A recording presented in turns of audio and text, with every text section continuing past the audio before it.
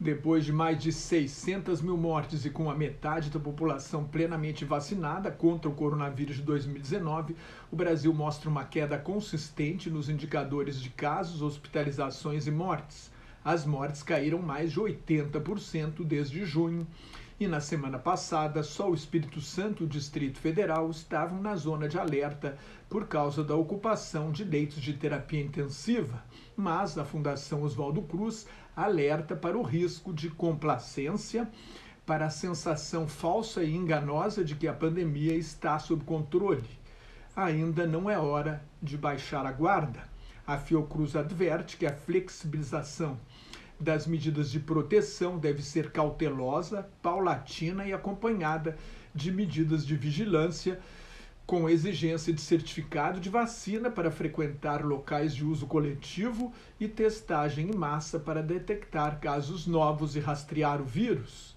O uso de máscara só deve ser dispensado quando 85% da população estiverem plenamente vacinados, recomenda a Fiocruz.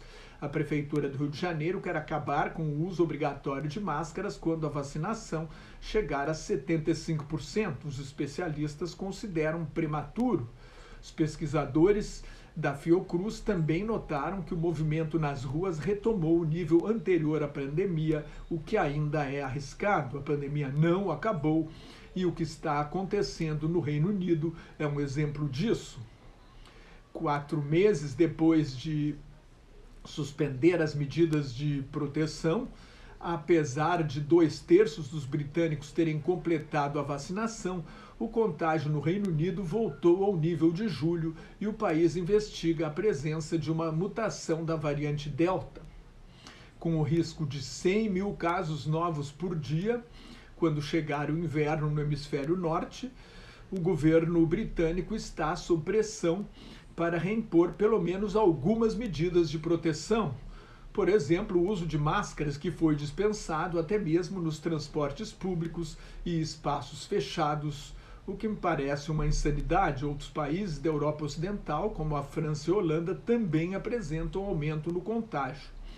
Na Europa Oriental, a Rússia bate novos recordes de morte, 1.075, e de casos que passaram de 37.600 na sexta-feira. Por desconfiar do governo, só 1/3 dos russos completou a vacinação até agora. A capital russa, Moscou, principal foco da Covid-19 no país, vai fazer uma semana de confinamento rigoroso. Os infectologistas acreditam que sejam necessárias pelo menos 2 semanas o prazo de incubação da doença para provocar uma queda forte no contágio. Oficialmente, a Rússia tem pouco menos de 230 mil mortes, mas se acredita que o verdadeiro número passa de 400 mil. A Letônia é o primeiro país da Europa a impor um novo confinamento. Outros países da Europa Oriental, como Polônia, Romênia e Bulgária, também enfrentam surtos. A Bulgária e a Romênia são os países menos vacinados da União Europeia.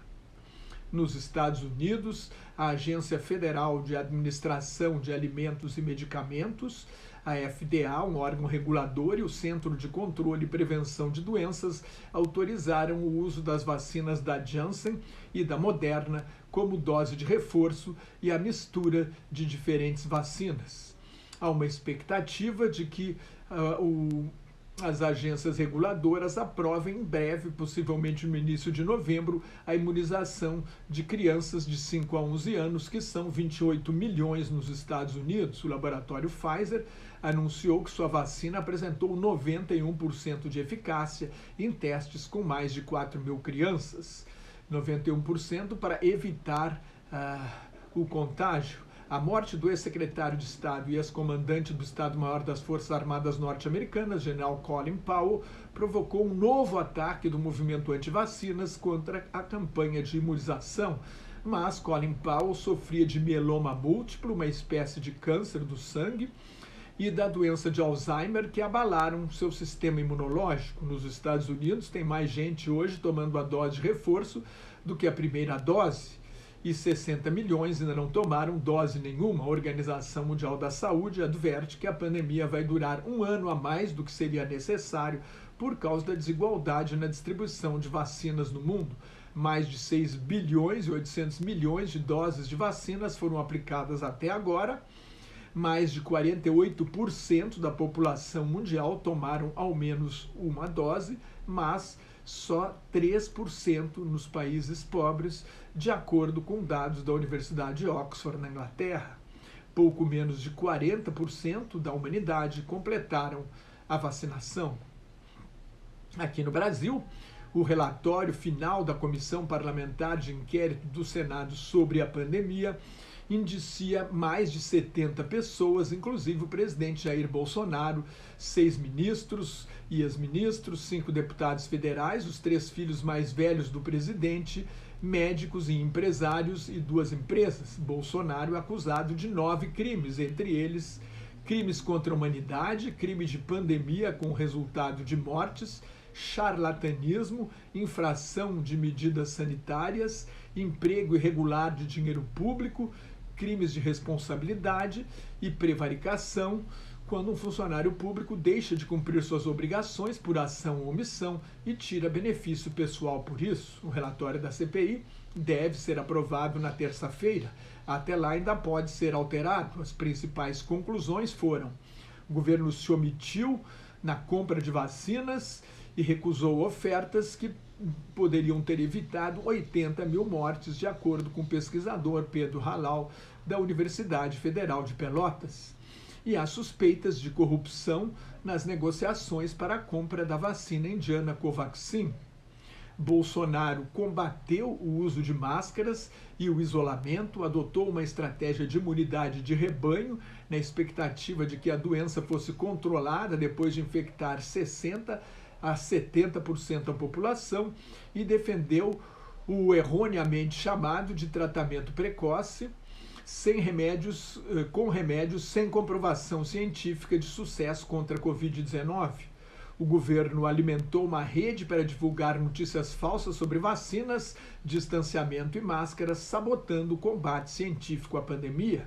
O Ministério da Saúde ignorou o alerta sobre a crise no estado do Amazonas no início do ano, onde dezenas de pessoas morreram por falta de oxigênio, e apostou no inútil kit Covid com cloroquina, azitromicina e ivermectina. O Supremo Tribunal Federal pediu a prisão nos Estados Unidos e a extradição do blogueiro Alan dos Santos para bancar um programa eleitoreiro que substitua o Bolsa Família com uma ajuda de R$ 400 por mês às famílias pobres. E para dar mais dinheiro a deputados e senadores em um ano eleitoral, o governo rompeu o teto de gastos, o limite fixado para controlar a dívida pública. Resultado: 4 secretários do Ministério da Economia pediram demissão, a Bolsa de Valores de São Paulo caiu mais de 7% na semana e acumula perdas de mais de 10% no ano, e o dólar subiu para R$ 5,65.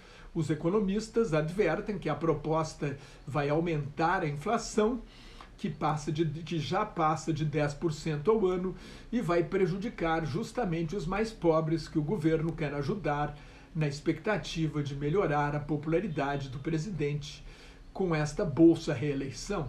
O Banco Central terá de aumentar os juros, o que significa menos investimento, menos consumo, menos crescimento e mais desemprego.